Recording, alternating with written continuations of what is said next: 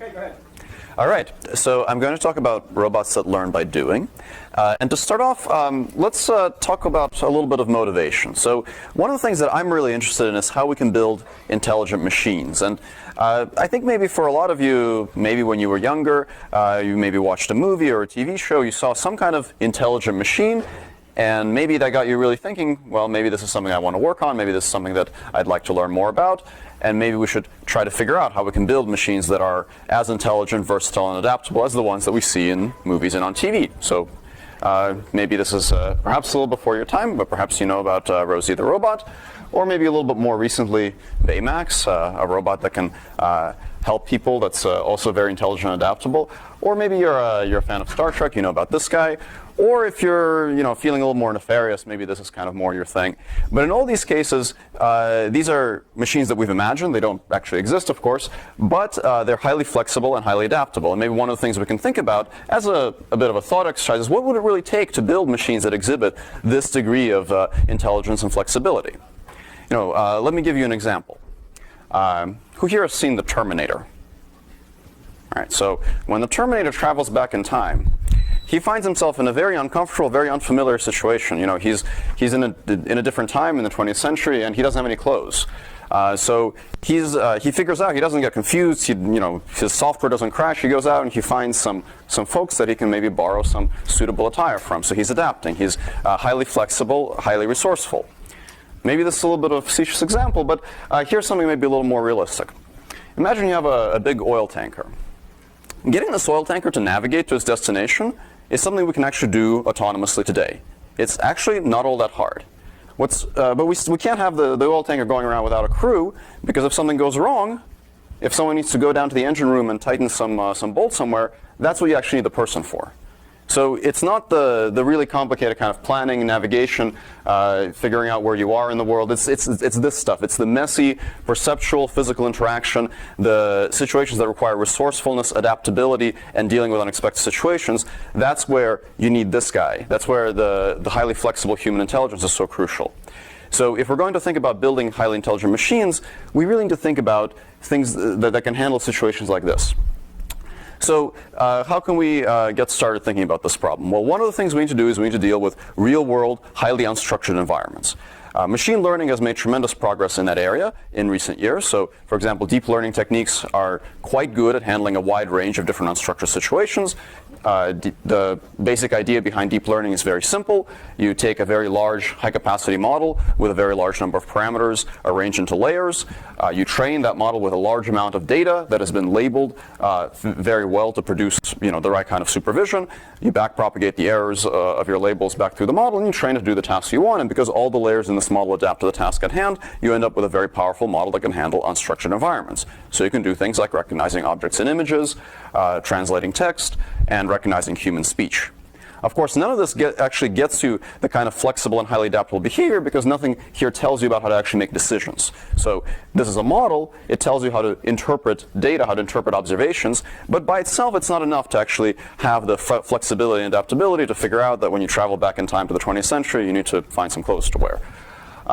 So reinforcement learning provides us with a formalism for actually thinking about behavior. Reinforcement learning provides us essentially with the algorithmic framework to begin to think about those problems. So very, very high level kind of summary of reinforcement learning. It's a mathematical formalism where you have an agent. The agent is interacting with the world. The way the agent interacts with the world is by choosing actions. So the agent sends those actions to the world, and the world sends back consequences. And the consequences consist of the observation that the agent will see next, basically the result of its action, and a reward signal that tells it how well is it doing at the task it's trying to accomplish. So that's great. That's a formalism that we can use to begin thinking about decision making. We can combine it with deep networks to build powerful models that can actually make decisions in the world. And in fact, this has been done a number of times in past work, going back actually several decades. So one of the early successes of reinforcement learning was actually the system called TD Gammon, which was a autonomous model that could play backgammon at the level of a human player. In fact, in many ways, the basic principles behind this system are pretty much identical to how AlphaGo works. We've seen reinforcement learning algorithms that can do things like learn to walk in simulation, learn some rudimentary robotic manipulation skills, and learn to play Atari games. So a bunch of these kind of applications that seemingly tackle intellectually complicated tasks like playing these board games and so on. But it seems like maybe something is missing. So if you look at all these pictures, one of the things that maybe if you look at them carefully kind of jumps out at you is that all these environments look a little bit synthetic. Even the robot, this is actually from some of my past work. It is a real robot. It's in the real world, but it's in a somewhat clean laboratory environment. If you compare this to the stuff that I showed before when I talked about the deep learning models, something like, for example, image recognition using the ImageNet data set, the kind of diversity, the kind of complexity that you see in a data set like this is just way, way above anything in any of these applications. So this kind of real-world complexity, I would say, hasn't actually been present so far in the kind of cutting-edge applications of deep learning plus RL. So, okay, so maybe it's not so simple. Deep learning handles unstructured environments using deep neural network models and using data that looks like this, right? So very large data sets, perhaps mined from the internet, of highly diverse scenes, a lot of variability. So how can we possibly hope for RL to enable intelligent machines when it trains on data that looks like that? Very clean, often synthetic settings, very pristine, and not really a lot of emphasis on generalization. So maybe in going from deep learning plus reinforcement learning to sort of what is today the state of the art of deep reinforcement learning, maybe we've actually in some ways learned the wrong lesson from the deep learning revolution. It seems like maybe we learned the lesson that it's about the deep nets, but it's not really about the deep nets. It's about big models plus highly varied and diverse data. The models do need to be big, so you need the deep nets, but that's not actually all there is to it. It's about the diversity. It's about the complexity of unstructured environments. And that's from where you will get the generalization. So if you really want the guy to go down into the engine room and be able to fix the engine in some way that he has actually never done before, he needs to have enough prior experience and a sufficiently rich sort of model and data set to be able to generalize effectively these new unexpected situations. And that's something that I don't think we're going to see from these really nice, pristine kind of settings like shown here. So I'm not going to have a complete answer to this issue for you today, but I will talk about some work that we've done in my group that I think might be some of the steps towards addressing this issue. So first I'll talk about reinforcement learning algorithms that I think are more likely to work in the real world. So I'll discuss some algorithmic ideas here and specifically the criteria for reinforcement learning algorithms that I think will make them more practical for to enable the kind of generalization that we want to see. I'll talk about some large-scale robotic learning experiments that really try to get at generalization from large amounts of real-world experience. I'll talk about what we can do to make it all happen very quickly. So deep learning is great at learning very complex functions, but it's not so great at learning from small amounts of experience. And I'll actually discuss how we can still retain the power of deep learning, but learn from small amounts of data by learning to learn. And lastly, I'm going to talk about how machines can figure out what they're supposed to be doing rather than just how, and how they can actually acquire the what, the goals, from observing humans. So let's start with the algorithms. So reinforcement learning has a big problem, and it's not just the problem with the clean, pristine data sets. It's actually a little bit more fundamental than that. So let's think about how supervised learning works at a schematic level. So at a kind of high-level schematic view of supervised learning, you have your world, you go out into the world, and you collect data. You collect a lot of data. And you basically do this only once. You probably also need to label the data. And then once you've collected the data, then you train your deep net on it. And you train that net for many epochs on the same data. So you don't have to go back to the world, you just keep crunching on your data, and your network gets better and better. And then your network does something hopefully useful. So maybe it's an object recognition network, you put it on your robot, and your robot can now recognize objects. Great. How does reinforcement learning work? Well, in reinforcement learning, you have the world, your robot goes out into the world, and it collects a bit of data. And it uses that data to improve its policy. It improves it a little bit. Now at this point, its data is stale. Its policy has changed, so its data is now from an older policy. So it's going to go back into the world again and collect new data. And it keeps doing this. Okay, that seems very reasonable. That seems like you're learning from experience. But it's kind of expensive. Every time you're going to modify this network, you maybe in a real world problem, you have to modify it millions of times. You're going to have to go back and collect more data. In reality, it's even worse than this. So this is reinforcement learning, sort of the textbook version. There's also reinforcement learning, the actual version. And the actual version actually has an outer loop because of this guy. So this is the guy. This is the stressed out graduate student who's actually trying to make this reinforcement learning algorithm work. And every time he changes something, the whole thing needs to run all over again. Now, if this is in simulation, that's fine. You fire off a job, maybe it runs in the cloud, you come back a couple hours later and you get your answer. But if you're trying to actually get this to work on a real system, something that's actually trying to tackle all the complexity of the real world, this outer loop is just impossible. It's just never going to happen. So before you make the outer loop, is there anything algorithmic about that loop, or is it pretty much just No, it can very much be algorithmic. In fact, oftentimes when you work with modern deep reinforcement learning algorithms, that outer loop, it can be actually a systematic search over hyperparameters. So there might be a stressed out graduate student, there might also be a huge data center. And oftentimes both, actually. All right, so what can we do to address this issue? Well, one of the things we can do to address this issue is study a very particular class of reinforcement learning algorithms that I think can make all of this a lot better. And that's off-policy reinforcement learning algorithms. So the reinforcement learning paradigm is really on policy. That's what I drew there in that picture. Off-policy reinforcement learning works a little bit differently. The idea in off-policy reinforcement learning, the way that I'm going to sort of conceptualize it in this talk, is the following. You have the world. The robot goes out into the world, and it collects data. And it gets a big data set from its past interactions with the world. So it's interacted with it a bunch of times, and it has a bunch of experience of what happened. Then you're going to train a network on that data. And you're going to train it for many epochs using an off-policy reinforcement learning algorithm. So that's a reinforcement learning algorithm that can reuse all data that came from a different policy. This by itself is usually not quite enough. So what you're going to do is you're going to train up this model to do something fairly elaborate. Maybe it acquires some basic proficiency, like the ability to do visual perception. But it's not quite perfect yet. So then it goes out into the world a little bit and occasionally gets more data, appends it to this big data set, and keeps crunching on it.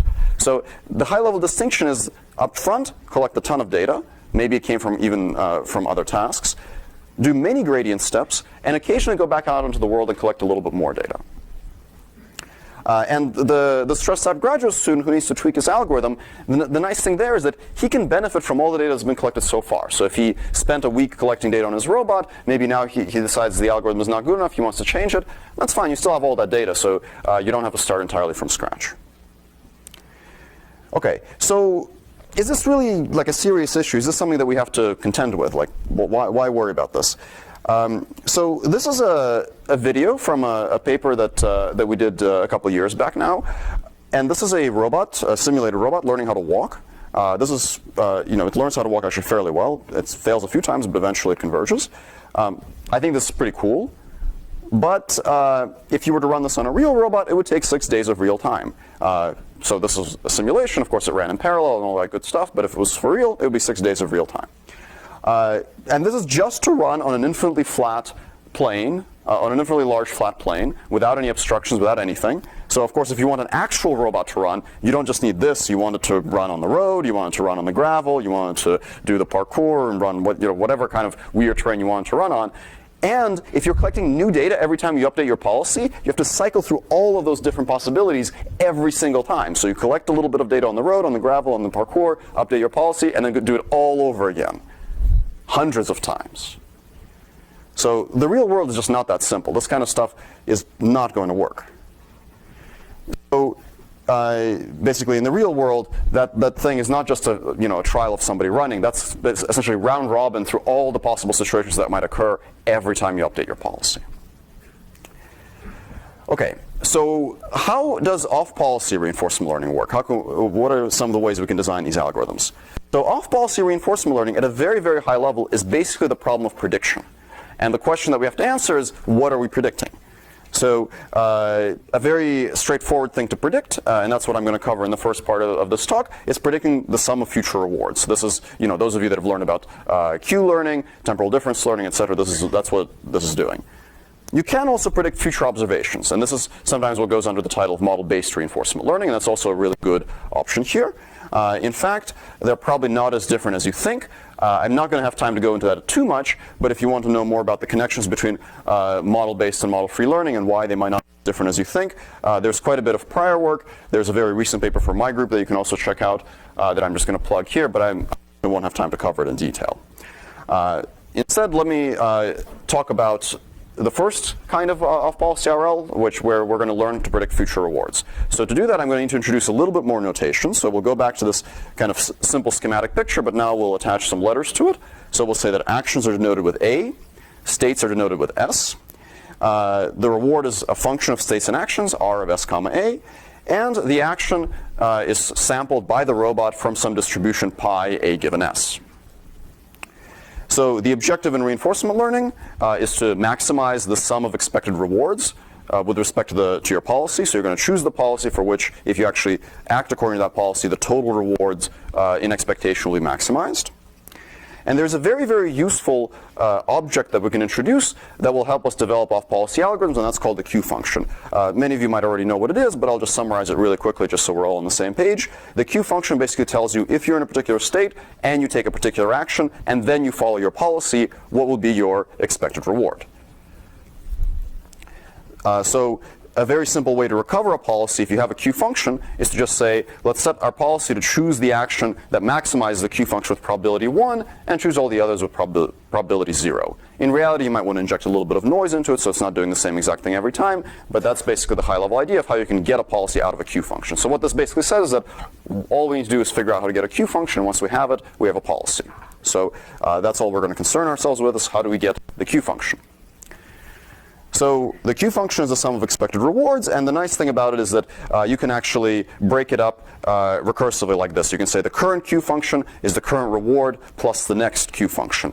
And if you have a next state, then you have to actually take the maximum over the next action. So it's the current reward plus the maximum of the next Q function at the next state with respect to the next action. So this nice kind of recursive way of writing the Q function actually immediately gives rise to a very practical algorithm for learning it, which is that you take your current guess at the Q function, compute the right-hand side of this equation, and use those as target values to regress onto it for the left-hand side. And the nice thing about this is that you don't actually need on-policy data to make this evaluation. So all you need is SA, S prime, and R of SA. Because A prime you're going to obtain via this maximization. So you don't actually need your actions to be sampled from your current policy. And that's very nice. So a very high-level schematic of an off-policy Q-learning algorithm basically looks like this. Collect a bunch of data using some policy, add it to your buffer, and then sample a batch from your buffer. On that batch, minimize the difference between basically the left-hand side and the right-hand side of this equation. Repeat this for some number of gradient steps, and then maybe occasionally go back to the world and collect a little bit more data. So that's basically the high-level schematic. This is, decades old at this point. Very well-known algorithm for off-policy reinforcement learning. So we can visualize this graphically like this. You go to the world, you get these tuples of S, A, S prime, and R. You add them to your buffer. You crunch on that buffer as many gradient steps as you want to update your policy, your Q function, and then occasionally you go back to the world and collect a little bit more data to make sure that you really explore the regions that your policy will really visit. So that's basically the high-level schematic of this approach. And it actually works. So you can use, this is actually a slightly more sophisticated variant of Q-learning called normalized advantage functions, or NAF. You can use it to learn real-world robotic skills. This is actually an experiment that we did at Google a few years back where we had multiple robots learning in parallel together using this NAF algorithm to open doors in this case. So you can do that kind of stuff. This takes about 2.5 hours for 2 robots, so basically 5 robot hours. But what's difficult about this kind of off-policy reinforcement learning? Why aren't we done yet? Well, it's not very easy to get convergent results out of Q-learning style algorithms. So formally, convergence proofs basically don't exist for the function approximator case in Q-learning, and in practice, it also actually often doesn't converge. The way that this manifests itself for practical use is that you have to tune the parameters of these algorithms very carefully to get them to do what you want, and oftentimes that tuning is highly problem-specific, which is a big problem for usability. So that's a problem basically for this guy. Sample complexity is sometimes good. because you can use off-policy data, and sometimes not so good. And it seems to be somewhat problem-dependent and somewhat idiosyncratic, and also highly dependent on hyperparameters. So that also makes it hard to use. So for example, if you want to learn to play Pong, a very simple Atari game, you need 2 million to 10 million frames. It actually takes longer to learn to play Pong than to get that robot to open a door if both were running in real time. Some algorithms are more off-policy than others. So depending on the particular algorithm, it might be better or worse at using off-policy data. There's a question? Yes, that sample complexity again is through experiments, right? Not theoretical. Correct. Yes. So this is all empirical. And the other thing is that Q-learning, and as well as actually most reinforcement learning algorithms, when you use high-dimensional function approximators like neural nets and complex environments, like, for example, robotic tasks, they tend to have lots of pretty nasty local optima. And I'm going to show an example of this on the next slide. So what I'm going to discuss as sort of the first project in this talk is a particular algorithm that we've developed that I think does a reasonable job of starting to address some of these things. And we started developing this algorithm actually because we wanted to address that last point with lots of nasty local optima, but it turned out that the mathematical principles underlying that method actually also make it pretty good at addressing the other bullet points on the slide too. Not completely, but it's a starting point. So let me illustrate the particular problem that we initially wanted to deal with. So in this video, you can see two policies for making this little bipedal robot run. These two policies are produced by the same exact algorithm. The only thing that's different is the random seed. So you run it twice and you get two completely different answers. They're both pretty good, they're both making progress, but clearly they can't both be the optimal solution to this problem. So something is going on here, and this pattern is pretty consistent. If you had to take more complex tasks, like this 3D humanoid, again, you run the algorithm twice and you get two completely different gates. So what's going on here? Why might this problem be happening? Well, we can construct a simpler task where we can get a little bit of intuition for what's going on. Let's say that you have this little quadrupedal spider-like robot, and it needs to reach that blue square. And initially, it can choose to go either up or down. It's going to explore the upper passage or the lower passage. It'll choose arbitrarily at first, basically randomly. And let's say it goes up, and it makes some progress through the upper passage. Now it's getting closer to the goal. It's getting more reward, so it's going to go there even more. It'll basically reinforce whatever seems to be working so far, and eventually, if it just happened to have chosen the upper passage at the beginning, it'll keep pushing there and get stuck against the wall and never actually reach the goal. So the right thing to do here, of course, is to track both hypotheses. If you're not sure which one is more optimal, explore them both roughly equally until you figure out which one is really preferable. And that's not really what reinforcement learning does most of the time, because it reinforces the successes that it's seen so far. So one of the things that we've thought about, and this is work by Thomas Harnoya and Haran Tang, is to instead take kind of a probabilistic approach to these reinforcement learning algorithms and build what we call stochastic energy-based policies. So we're going to be doing something that looks a lot like Q-learning. And the Q function, just to remind you, is the total reward you'll get if you take action A in state S and then act optimally. And once the Q function is learned, conventionally you would basically take the action that maximizes the Q function. So if you imagine what the Q function looks like as a function of action for that little quadrupedal robot at the beginning, at his initial state, it'll basically have these two peaks. And how high these peaks are basically depends on how much he's explored one passage or the other. So if they're about equal, he'll break the tie arbitrarily. Maybe this peak is just a tiny bit taller. He'll pick that peak more often. He'll reinforce it more, and it'll get even taller. So then that's where that self-reinforcement issue comes from. So what if we instead allocate probability mass roughly in proportion to the Q values? We'll actually do something a little different. We'll allocate it in proportion to the exponential Q values so that actions with good Qs get a lot of probability mass, and actions that have very low Q values, we'll just never select them because we already know that they're bad. But it'll be proportional to this exponential Q, which means that if you have two peaks that are roughly the same height, you'll actually commit probability mass to both of them. And also how sharp your policy is will depend on how sharp your Q function is. So if your Q values are all kind of lowish, you'll be more random because you're not sure where to go. So then we'll actually explore both peaks. And the challenge is, how do you actually sample from this exponential Q distribution? So one of the things you can do here, there's actually a number of different solutions, but the one that we adopted in our work was to use something called an implicit density model. So this is a second neural network that takes in the state and it takes in a sample from a spherical Gaussian, basically a noise sample. And then it tries to transform the state and that noise into an action A that looks like an unbiased sample from an exponential Q distribution. And you can train a network to do this, again, using a variety of different algorithms. That worked out best for us was something called Stein variational gradient descent, which is a gradient-based method for training these kinds of implicit density models. It's actually an algorithm that was previously proposed for generating images, but here we adopted it to generate actions in order to match this exponential Q distribution. So The end effect of this is that you can get this little quadruped spider to explore both passages. But an interesting question that you might ask at this point is, well, what's the corresponding objective that we're optimizing? So regular RL, when you choose the action by maximizing the Q value, maximizes the expected reward. Now we're not doing that anymore. We're sampling according to this exponential Q. So what's the objective that that's optimizing? It turns out that if you do this, you're actually optimizing a slightly modified reinforcement learning objective called the maximum entropy RL objective. You're maximizing the expectation of the reward plus the entropy of your policy. It's quite intuitive, I think, to understand why this is the case, because imagine your Q values are all pretty small. Then your policy will be highly random. It'll have very high entropy. If your Q values are extremely large, then your policy will be very peaked and it will have low entropy. So you're trading off entropy against reward. If your rewards are very large in magnitude, you'll have less entropy. But if they're small in magnitude, instead of arbitrarily breaking your ties, you'll prefer to be highly random. This might seem a little bit arbitrary, but it turns out to have a number of benefits, not just for solving this little exploration problem, but in other places too. So this kind of idea actually greatly improves robustness in the face of unexpected perturbations, and there's a theoretical argument to be made for this, again, a bit outside the scope of this talk, based on robust control. Yes? So if you replace the max and keep learning with something more like the soft max, I think you lose the uniqueness to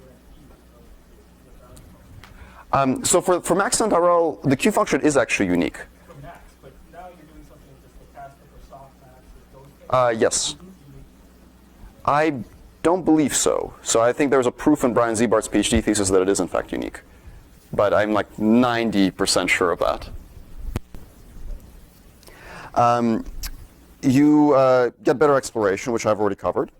And the third one, which is not entirely obvious why this is the case, but we have a little bit of a hand-wavy explanation for it that I can tell you guys afterwards, is that you actually get more stable learning, which is actually what we really wanted all along. Remember that one of the problems with the Q-learning methods was lack of convergence and lack of stability, resulting in very high sensitivity to hyperparameters. And it turns out that this kind of trick actually greatly alleviates that. Part of the intuition for this is that because you're actually covering the space much more thoroughly, you're actually exploring better, and you're softening your policy in this way, you get less of these issues with thrashing and instability that you see in more conventional Q-learning algorithms.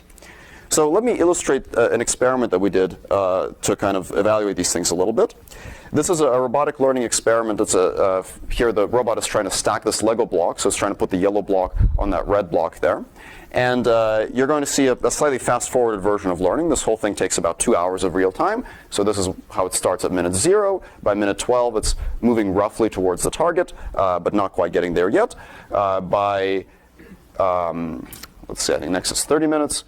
So by 30 minutes, it can kind of get to the right place and occasionally stacks the block, but not consistently. And then about 1 hour into this process, it's going to actually be able to stack the block pretty well. And by 2 hours, it'll actually become consistent. This by itself was not actually all that interesting. We've had policies that can stack Lego blocks for quite a while. What was interesting is that because the policy was trained via this maximum entropy RL objective, it was actually optimizing for essentially the most random policy that still succeeds. Once it's trained, we actually get a policy that's quite robust. So what we can do is we can have a mischievous graduate student come in and push this robot around, and it can actually recover for some pretty drastic perturbations. So this robot is directly torque controlled at the joints. So it's just setting torques at each of the 7 joints. And all it's trying to do is stack that Lego block. It was never trained to recover from those perturbations, but because it was trained with this entropy maximizing algorithm, it actually ends up being pretty robust. Now, soft Q learning, yes, there's a question? Does it converge to the optimal value? So for these kind of highly non-convex problems, there's actually no way to know. I mean, in general, no. Theoretically, absolutely not. And in practice, there's no way to know how good your optimum is. Oh, no, in the discrete setting, yes. But yes, so in the discrete setting, we can prove convergence and all that. But discrete tabular settings are actually very easy to analyze. Anytime you move to function approximation, that's when things fall apart.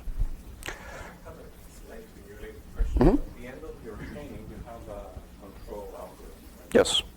So could you take that? It's described maybe in terms of some neural networks, but would it be possible to take out that algorithm and analyze it with, plastic? Yeah, so you could, for example, look at a local derivative, for instance, to try to get a better handle on it. We did some of that for a different policy gradient-based procedure in a recent paper. Maybe this was better for me to take offline, but afterwards I can point you to that.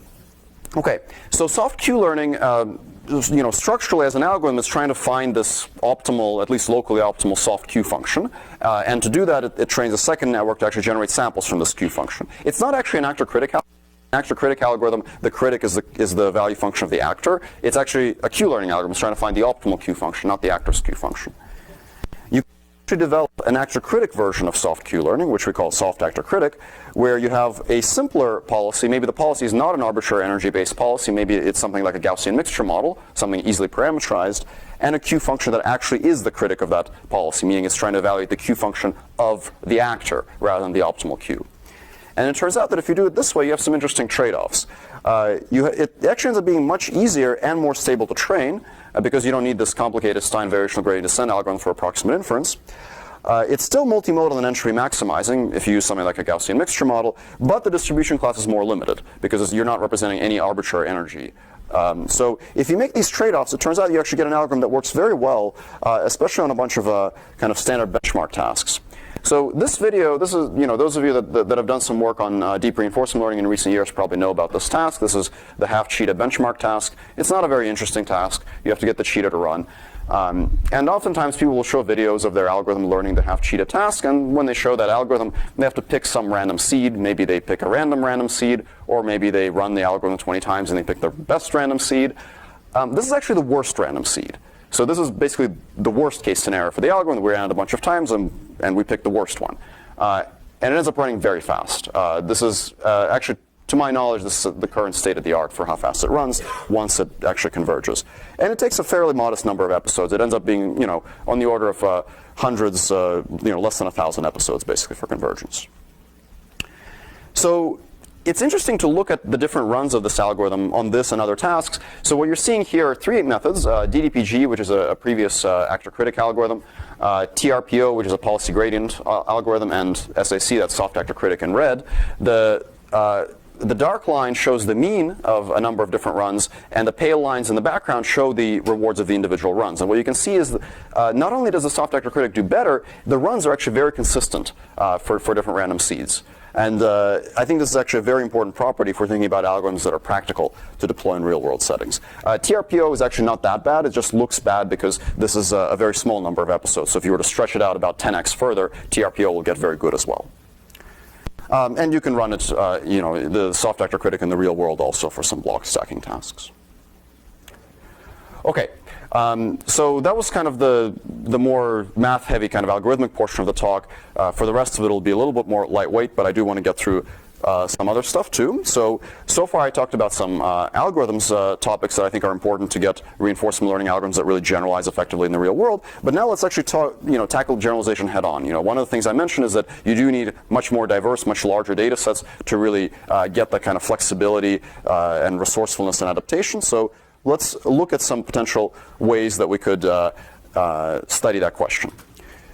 So standard reinforcement learning benchmarks, like this little humanoid running task, they're nice, they're physically complicated, you need very sophisticated control strategies to succeed, but they're fairly small and fairly uniform in the sense that basically the same thing happens every time. The goal is really mastery. The way people compare algorithms on a task like this is, well, which one runs faster? And the test set is basically the training set. So you're testing on the training set, which RL people are very comfortable with, but everybody else thinks is kind of bizarre. So the robot is very happy when you do this. The real world doesn't look like that. The real world looks maybe more like this. It's huge and it's highly varied. You don't really worry about mastery because that's sort of beyond hope. Your goal is to just not screw up too much. It's like good enough control rather than optimal control. The test set is basically an unmitigated disaster of complexity. So it's really all about generalization. Nobody cares how well you do on your training set. It's about whether you can generalize to new situations. And these kind of settings are difficult and they're complicated. So we should start figuring out how to study them. So one question that I wanted to study about a year ago is, can we perform self-supervised learning kind of at ImageNet scales? So can we have the kind of variety that we might see in a large computer vision data set, but do this in the context of skill learning? So one of the things that we did at Google was we set up a large-scale robotic learning experiment. So this is an experiment with 14 robots that are all trying to grasp objects. So their reward function is 1 if they pick up the object and 0 otherwise. And they're running and collecting data. So all in all, these robots collected about 1 million grasps. We had a follow-up experiment afterwards that collected another 2 million. So these are kind of scales that are comparable to what you would see in a large vision data set like ImageNet, which has 1.5 million images. And the objects are highly diverse, and of course we're going to be testing the methods on new objects that they haven't seen before. I won't get too much into the technical details of the method, but what I wanted to show is a little bit about what kind of lessons we can learn from experiments like these. So once we trained up our model to do this grasping task, we showed it different objects. What you're seeing in this experiment are new objects that it hasn't seen before, and they're all blue and roughly rectangular. And for the rigid objects, it does more or less what you expect. It puts the fingers on either side and picks it up. So that's very logical. It means it figured out something about geometry of objects and where fingers should be placed. But when you give it a soft, deformable object like the sponge, it actually pinches it. And it does this actually consistently. This isn't an accident. If you give it, socks, little cloth objects, and so on, it figures out to pinch them. And this is very interesting. This is the kind of generalization and the kind of inference about the physical world that we'd like to see when we have learning of robotic skills on large data sets, that they figure out kind of generalizable properties of physics, like the fact that soft objects can be pinched, or the fact that big, heavy objects need to be grasped closer to the center of mass, or the fact that little flat objects you need to spend a little bit more time carefully positioning your fingers to get a grasp that looks good according to your network. Since then, we've also been doing some experiments on large-scale self-supervised learning for mobility applications. This is some recent work by Gregory Kahn and Adam Villaflor. We have this little RC car. It has a monocular RGB camera, and it has some accelerometers that we can use to detect when it collides with things. And what we're going to try to do is get this RC car to learn how to navigate hallways without colliding using just vision and a kind of hybrid model-free model-based reinforcement learning algorithm. So the algorithm, basically, you can think of it as essentially Q-learning, but instead of giving it one action, you give it a little sequence of actions, and then you can plan with that. So it has to learn everything about perception essentially from scratch, and it gets no human supervision. So it collects its own data by driving around this building. This is the 5th floor of Corey Hall. And initially, when it starts off, it does some fairly silly things. It bumps into things all the time. It hits a wall, reverses, hits the other wall. This might seem kind of stupid, but every time it does it, from the IMU sensors, it's getting a little bit of self-supervision saying this event resulted in a collision, so now it can associate visual percepts with collisions and extract patterns from that. And eventually, in this case, after about 4 or 5 hours of driving, it can drive around this building. And right now, we're working to figure out how to get it to actually generalize effectively to new buildings. So the thing that to me is really interesting in an experiment like this is that there's basically zero human involvement in the data collection. People don't label anything. The robot has to do all of it on its own. Now, can we go even further? So one question we can ask is, well, if we have this big data set from past interaction, and it's really big, it involves like other tasks completely different from the one that you're trying to tackle now, what can we really get from this big data set of past interactions? What's the sort of useful knowledge we can extract from it? So in grasping, we saw that we can figure out something about material properties, but all that past data was data of grasping. What if you had data of like pushing things or throwing things? Well, maybe there's something task agnostic that you can figure out from the data that's useful for many different tasks. So maybe what you can figure out is something about physics, because that's always going to be useful. If you can figure out something about how the world works, you can use that knowledge to extrapolate to do new things. So we studied this in another experiment on self-supervised robotic learning, where we wanted to do basically model-based RL for robots, again using vision. So the idea here was that a robot would interact with its environment, it would build an internal model that actually predicts what it will see next conditioned on its actions, and then it can try to use that model to actually choose actions to accomplish user-specified goals. So step one is to play with objects in the world. If you're a little child and you have a bunch of interesting things around you, maybe you'll play with them, you'll figure out a little bit about how the world works. Playing around with objects doesn't have an inherent purpose to it as far as trying to accomplish some goal. So that, this child is not trying to, build something or make a lot of money or go to college just yet. He's just learning about how the world around works. And that's what we're going to have the robots do. We're going to have them basically move objects around, largely at random. But in the process of doing this, they're going to record what they're seeing, they're going to record the video, and they're going to record the actions that they executed. And once they construct this data set, they can actually build a model that takes the current image observation, a sequence of future actions that they might consider executing, and predict the images that they will see. And if they can do this successfully, then they can actually carry out user-specified goals. So one of the ways that we tried giving goals to these robots is to say, let's have the user click on a point, shown there in red, and click on another point shown in green, and say, move the thing at the red dot to the green dot. And we can ask our model what might happen if we execute different actions. So the different columns here show different actions. You can see some of them move to the right, some of them move to the left, some of them move up, some of them move down. And in the bottom row, you're seeing the predictions that the model is making about where that red dot is going to move. So you can see that the second and third actions seem to be moving that red dot to the right. That's what we want. So we'll pick one of those actions and then execute it. In reality, we'll do something a little more nuanced. We'll actually execute that action, and then we'll immediately record a new image and replan. So this is called model predictive control. We've actually called this algorithm visual model predictive control because it uses images. So if we do that, we can correct small mistakes. And we can see what this method does. So for pushing this disk, it does basically what you expect. This is not a very complicated task. It just takes the disk and pushes it. But what's interesting about this is that nowhere did we ever tell it what an object is. We never told it anything about physics. All it saw was lots and lots of videos and the raw actions of the robot arm. And it can actually figure out somewhat more complex interactions. So we can ask it to move the stapler. Now it's not so easy because it has to actually reach out and grab the stapler and then pull it. But it can predict a sequence that looks pretty plausible for that. And when we actually execute it, indeed it goes out, grabs the stapler, and pulls it towards the target. And now the nice thing is that because this is all done at the level of pixels, we don't really care about what the objects are. So actually, for these experiments, you're seeing objects that were not seen during training time. It's generalizing to new objects. And it doesn't really assume anything about the rigidity of those objects. You can just as well apply it, for example, to manipulate some cloth objects. Here we have this little oven mitt. And again, we can predict what's going to happen if you execute certain actions, and then ask the robot to actually do this task. And it's not perfect. It makes some mistakes and has to go back and correct them, but generally has the right idea about how to manipulate these objects. And this kind of stuff, I think, is an interesting direction to explore because this, learning these predictive models is entirely self-supervised. You don't even need an objective to collect the data, and you can build predictive models out of that. All right, so I have a bit of time left. So one of the things I wanted to talk about next is how can we reduce the sample complexity of learning new tasks. So far, we can make things more efficient by doing off-policy RL. We still need a lot of data, but at least we can get the most out of that data. We can crunch on that data many times. We can do model-based RL using lots of past data to learn predictive models. That makes it even more efficient.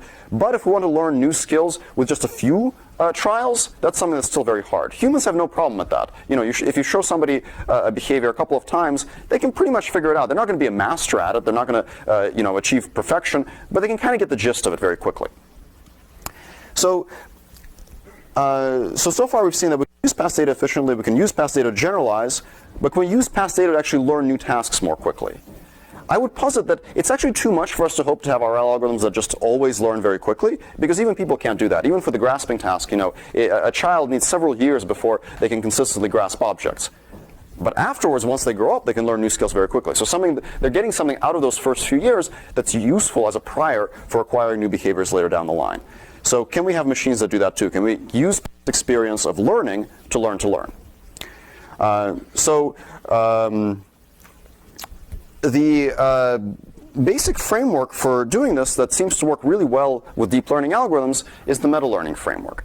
And I'm going to summarize, meta-learning is a fairly old idea. It's several decades old, but its most recent incarnation based on deep nets is actually appealingly simple. So I'm going to summarize this. This is based on an image from Ravi and La Rochelle. The idea in this kind of meta-learning is that what happens at meta-test time, which is at fast adaptation, needs to match meta-training time. So if you want to learn quickly, then at meta-training time, you should have little learning episodes, each of which is small, and then you can practice on them to become better at learning. So in supervised learning, you have a data set of data points. In meta-learning, you have a metadata set of data sets. So within this meta-training set, there are little data sets, each of which has some training points and some test points. And our goal will be to get a model that, when exposed to the training data in each of those tasks, does well in its corresponding test data. And if we can build a model that does that, then at meta-test time, we can show it a new small data set, maybe with new objects or new categories that it's never seen before, and it will do something reasonable. So to make this a little bit more formal, in supervised learning, you have some function f of x that produces an output y. So x might be, for example, images, and y might be labels, and your goal is to approximate this function as closely as possible. In meta learning, very similar idea, except now your function also takes a training data set as input. And you construct many of these data points of, detrain x, y, train on them, and then do well on new detrain. So one very popular approach to doing this kind of meta learning is to use some kind of model, some kind of sequence model that can ingest detrain. So there are many different ways to structure these sequence models, but at a very kind of high level, they all basically look like this. If your detrain consists of x1, y1, x2, y2, x3, y3, you would ingest those into your sequence model, and then you put in the test point x test, and you ask it to make a prediction y test. And then you can train this whole thing end to end to do a good job of predicting y test when exposed to the training set. So this is what was done in a bunch of prior work cited here on the slide. So this is basically your few-shot training set, and then you make predictions. One of the things that we wanted to do is think about maybe a simpler kind of meta-learning. And I'm going to actually describe the algorithm first, and then I'll tell you why this algorithm might be very appealing. So you could imagine building one of these big sequence models to ingest your training set. But if we think a little bit more about what we're doing when we're doing meta-learning, here's how we can break it up. When we see a new task, let's say we want this little spider robot to run. What are we going to do? Well, if we're doing regular learning, we're going to take a gradient step. So in RL, the gradient step is based on the gradient of the reward, and supervised learning is based on the gradient of some loss, but same deal. So you're going to take a gradient step, and you're going to update your model. That's what you would usually do. If you pre-train on ImageNet, fine-tuning basically does this. So we thought, well, if that's how people typically fine-tune models, that seems like a pretty rational way to do it. What if we actually explicitly train our model to be good at fine-tuning? So what if during meta-training we have a bunch of different tasks just like we had before, so it's the same setup, but instead of training the big RNN, why don't we just imagine that we're going to take a gradient step on each of those tasks, and then we'll optimize our model so that it does very well after that gradient step. So this is not the same as training a single model that's good at all tasks. We're not asking the model to get a high reward on all the tasks right out of the box. We're asking it to get a high reward on each task after it takes a gradient step on that task. And maybe it'll be 5 gradient steps or 10 gradient steps, but some small number of gradient steps. This operation is fully differentiable, so you can still push gradients through all of this, but it's embedded inside this nice structure of gradient descent, and crucially, you don't have to change your model architecture in any way. So this is why we call this model agnostic meta-learning. You take the same neural network that you would have trained otherwise, except that now you're going to basically pre-train it to be good at adapting. Okay, it seems like a little bit of a strange idea, but it actually turns out to work very well. So here we trained this little spider robot to run in different directions. It's actually called an ant for some reason, even though it looks nothing like an ant. And if you just play the policy that you get after meta training, this is that parameter value that is good at adapting. It's not going anywhere in particular, but it's kind of running in place. It's sort of ready to go. And if we give it just one gradient step with policy gradient with a reward that says to run forward, it immediately starts running forward. And if you give it one gradient step with a reward to run backward, it immediately starts running backward. So something here is actually seems to be working. And in fact, at the time that this paper came out, it turns out that this method could actually achieve state-of-the-art results on a number of standard few-shot image recognition benchmarks as well. Most of the prior state-of-the-art results at the time had been from these RNN-based models. So this is kind of interesting to us, that without having to craft any kind of elaborate sequence model, just by using gradient descent and pre-training the model in just the right way, we could actually get this nice performance. So why does it work? Can we understand a little bit more about what's going on here? So again, I don't have a complete, fully satisfying answer, but I have a few thoughts on this topic that I figured might be interesting. So in regular kind of RNN-based meta-learning, again, you ingest your entire training set and then you make a prediction on a test point. So if you say that this method is learning to learn, you might say, well, where's the learning algorithm? Like, where's that fast learning algorithm? Well, it has to be in here. Like, this is the only thing that happens. So if it's learning a learning algorithm, it must be in the weights of that RNN. So when you do that forward pass through the RNN, that's your fast learning algorithm. So if it's a learning algorithm, you can ask questions about it. You can say, well, does it converge? Right? You want learning algorithms that converge? Yeah, it kind of converges because you run the forward pass, it produces an answer, it's done. Right? So it converges in one forward pass. What does it converge to? Who knows, right? So it's some kind of thing embedded in the weights of this RNN. It's producing some answer. And if your meta test time task is very similar to the task you saw at meta training time, it's probably a good answer. And if it's not, then who knows? So what do you do if it produces an answer that's not good enough? You know, if you have a regular learning algorithm that produces an answer that's not good enough, what do? You collect more data, you take more gradient steps. There's a lot of stuff you can do. If this thing produces an answer that's not good enough, well, you're kind of done, right? It learned a very specialized learning algorithm that can ingest exactly that kind of data set, produce an answer, and that's as far as it goes. So with the model agnostic meta learning, the structure is different, right? You still have, you have the same assumptions, you have the same data set, but now instead of incorporating it into an RNN, you simply use it to compute a gradient and update your parameters. So you can ask the same kind of questions. Does it converge? Well, yes, because it's gradient descent. What does it converge to? It converges to a local optimum. So if you're not happy with the answer you got, just keep running gradient descent, and it'll converge to a local optimum, because that's what gradient descent does. And what do you do if it's not good enough? Well, exactly the same thing that you would do in regular gradient descent. You can take more gradient steps, or if you're overfitting, add more data. And it turns out that both of these things actually work quite well with mammals. So you can take more gradient steps at meta test time, and it will actually get you better answers. In fact, one of the things that we can show about this algorithm, there's this question that comes up if you look at a picture like this, you say, well, this, people know that RNNs are universal function approximators, meaning that it can represent any function of the training set and the test point.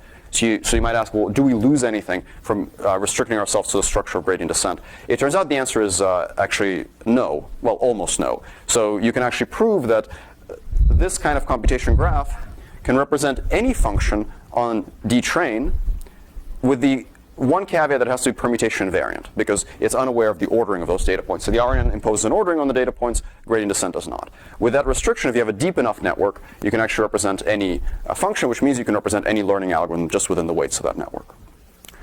And if you're interested in that, there's a paper by Chelsea Finn and iClear this year on that. Okay, so there's a little bit of time left, so one of the things I wanted to show you was a few applications of this method.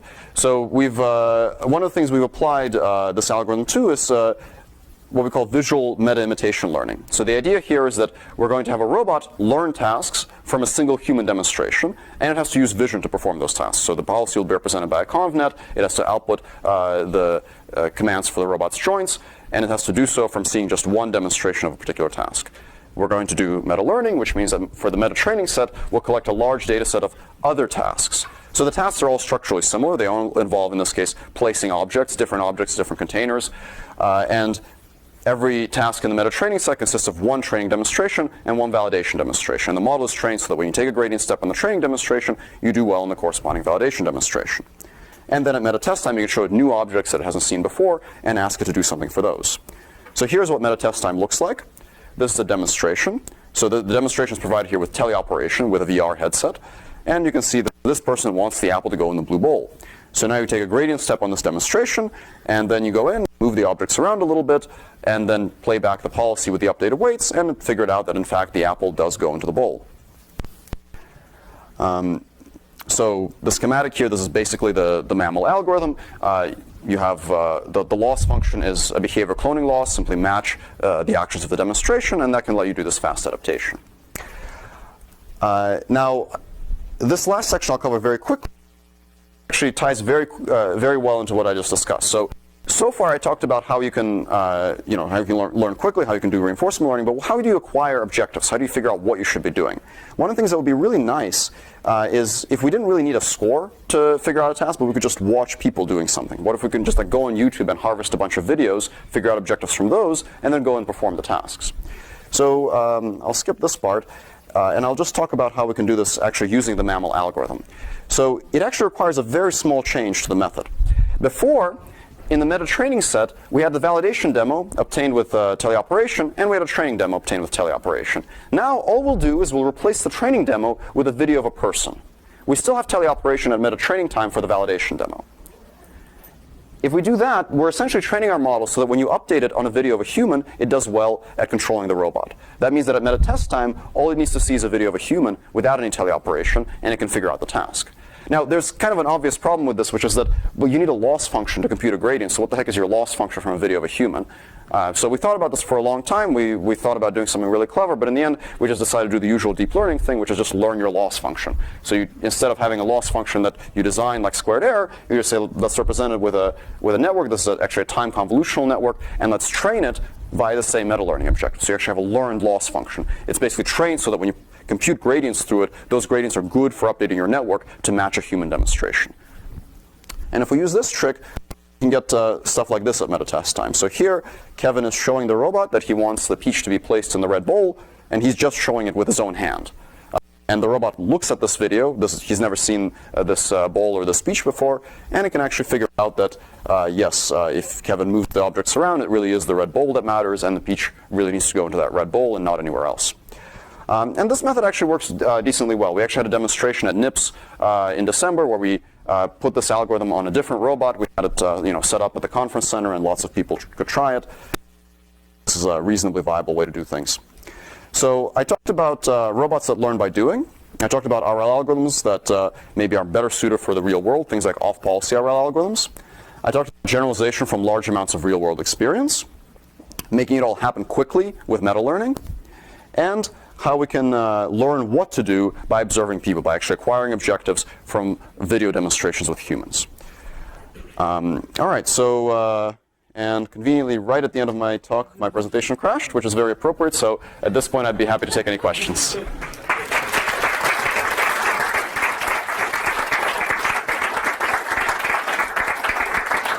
have the room until 1:20, so but we don't not gonna torture him for 20 minutes. Go ahead.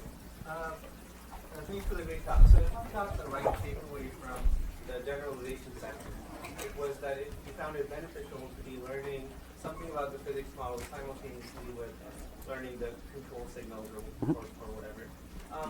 But, you know, wouldn't it be slightly more efficient to be leveraging models of physics and things like that, and making estimators for inertia or things like that? Yeah, so this is a very good question. So essentially what this question boils down to is, well, if we know something about the laws of physics, can we give those to the model and to the robot and have it do better? This is actually a very deep question, and I don't think there's a single right answer to it. But what it really comes down to from a machine learning standpoint is bias and variance.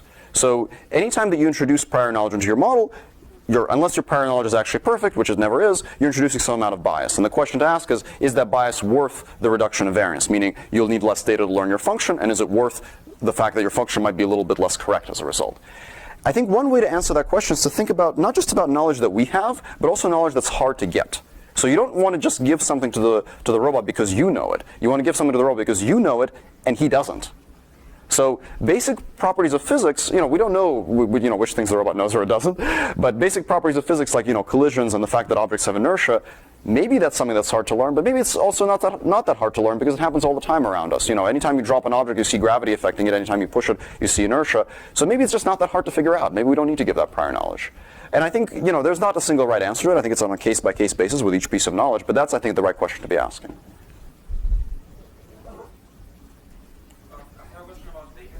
So you had the experiments with video prediction stuff. How exactly did you collect the data before training the model? Yeah. And in general, how would you suppose this problem would be tackled? Yeah. How can we learn, let's say, Perative? This is a very good question, actually a very insightful question. So the question was, how did we collect data for the video prediction work, and before we actually had a model, and how can we collect data properly to get complex skills like grasping? So we had a cop-out. We collected data entirely randomly. That's why it's pushing things and not grasping them. But if this was for real rather than an exercise, what you would do is you would actually collect some data, train up your model, and then you would go back in and you would collect more. So hopefully the competence of your model would increase and you would get more complex skills. So with the current model, you can't really do things like grasping because those things were never seen at training time because they're so unlikely to occur randomly. So you'd have to close the loop. Yes? In the grasping task where you have, show that for soft objects, it's pinching them in the grip, and for hard objects, it's picking the center geometrically and moving it. It's not feeling the objects beforehand, or is it? No, it's doing it usually using only vision. So this is actually kind of funny. How do you recognize whether something is soft or hard using vision? Well, you extract the statistical patterns in the world. It turns out that when we trained this thing, a bunch of the objects that we had that were soft were children's clothing because they're small and can fit in the bin. So they were kind of brightly colored, pastel colored. It doesn't actually detect soft or hard, it detects pastel colored. So one of the things we had in our test set, which was kind of annoying to us, is we had a stapler that just happened to be pink. And it could not pick up that stapler. Like it kept thinking it was some kind of soft toy thing, and it kept pinching it in the middle. So that stapler was impossible just because of the composition of the training set. So a lot of the architecture itself is built on the stuff you put under vision, which is structure Yeah. itself. So for human brain, I mean, I can see the visual cortex, how it works, but I don't really understand how human visual cortex could be related to motor cortex. Yeah. And why do you think that the two are related? Yeah, so that's an interesting question. So the question is, well, a lot of the architectures that we use were designed for vision, and now we're using them for motor control. Is there any reason to believe that the two might match? So to me, I think this is maybe like, since we have I would say not very much theory on this front, it gets a little bit philosophical, but the philosophy that I kind of subscribe to in this area is that neural networks are not really about architectures, they're about being big and expressive.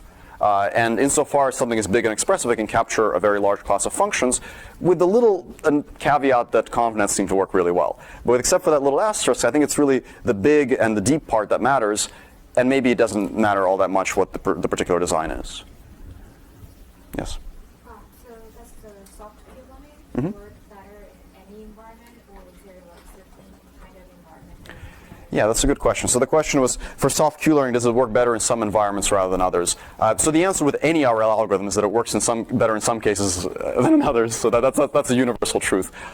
So we primarily evaluated on standard continuous control benchmark tasks and real robots. On real robots, we found it to be basically better than anything else that we've tried, including DDPG, NAF, and any other kind of model-free algorithms. For benchmark tasks, generally works better in terms of sample complexity, meaning that it learns faster. Its asymptotic performance is generally worse than policy gradient algorithms. So policy gradient algorithms, if you're willing to wait a really long time, are very, very hard to beat right now. There's a question in the back. You talk about how to learn soft objects by different custom functions. So when you're using these for something that's more mission critical, you have to know why it works or why it doesn't. Any thoughts on how we can get more reliable? Yeah, that's a very good question. So I think that one way that we can get started on is the same way that the computer vision community has been progressing on this front. So for example, Carlos Gestrin at UW has some really fascinating work on determining which part of an image the network is paying attention to. I think the same kind of things can be used here. Internally, when we're debugging this system, one of the things that we like to visualize is we like to get a calibrated camera and visualize which grasps it's predicting will work and which ones won't. Basically, visualize the Q function, and from just that, you can kind of tell what it's thinking.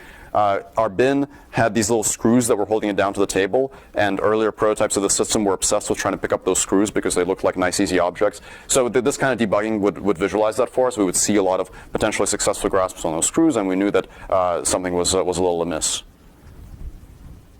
Yes. But the size of the models. Imaging is like a Rosie the robot. Yeah. Do you think the model to capture all the things Rosie wants to do is going to be so big that it becomes impractical, and there's some value to generalizing or hierarchical compositions there? Well, yeah. So there's actually two parts to your question. So the question was, if you want Rosie the robot, like maybe the network that you need for that is just impractically huge. So do you need some kind of hierarchical decomposition? So in regard to hierarchical decomposition, it's clearly a good idea. The question that I have is it already happening, or do we need to do something special? Because deep networks are already hierarchical in a sense. So I think I'm kind of agnostic about this. Like, I think this is like about 50-50 in my mind. Maybe we need to do something special, maybe not. And I'm certainly trying to do something special, but also suspecting that it's not entirely guaranteed that we have to. As far as how big the model needs to be, I'm not really too worried about that in many cases, because I think that for basically making bigger models is not that difficult. Like if there's one thing that I think we can count on is that NVIDIA wants to sell bigger graphics cards, and we'll be more limited by our ability to design the right algorithm than the ability to cram it all into memory. And right now, we could build bigger models. We could throw bigger models at the grasping problem. It's not going to make it better. That's not the thing that's holding it back. Right. Thank you very much, Sergey.